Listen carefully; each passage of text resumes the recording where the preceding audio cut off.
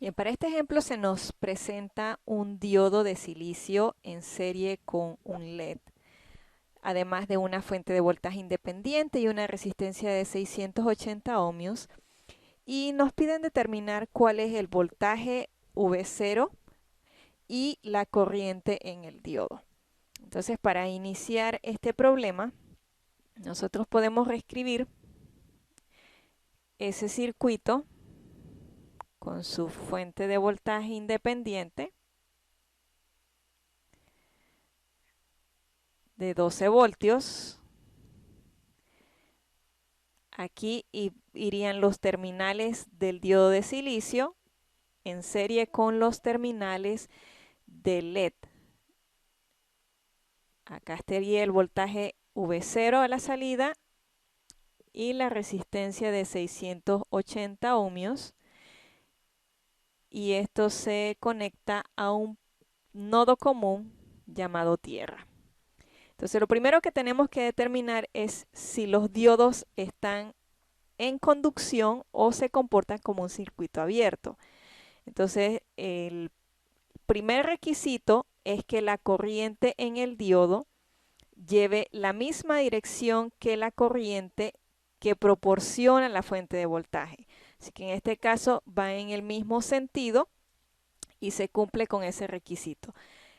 El otro requisito es que la fuente de voltaje sea mayor o igual que el voltaje de rodilla tanto del diodo como del LED rojo en este caso. En ese caso, sabemos que esta fuente de voltaje de 12 voltios tiene suficiente energía para alimentar ambos diodos.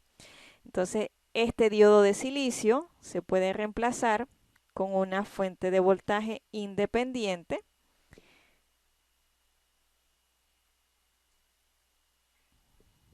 cuyo valor va a ser 0.7 voltios.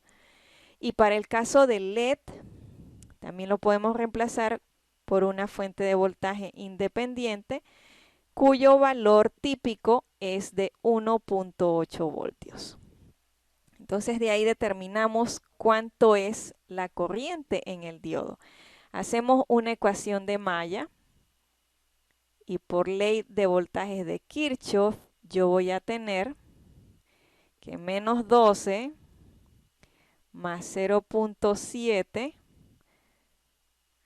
esta es la polaridad del LED, más 1.8 más 680 por la corriente del diodo va a ser igual a 0. Entonces de aquí despejo para la corriente del diodo y me va a quedar 12 menos 0.7 menos 1.8 dividido entre 680. Ese va a ser el valor de la corriente del diodo. Cuando hacemos ese cálculo, a mí me queda que esto va a ser igual a 13.97 miliamperes.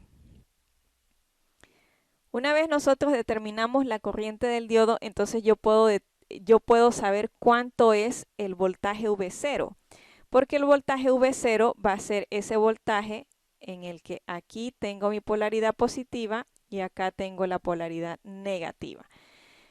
Entonces, ¿a qué va a ser igual ese voltaje V0? Va a ser igual a multiplicar la corriente del diodo, que es la misma que fluye por esa resistencia, por 680 ohmios. Así que reemplazo el valor que acabo de calcular para la corriente del diodo. Esto sería 13.97 por 10 a la menos 3 por 680. Y eso me da un valor de 9.5 voltios.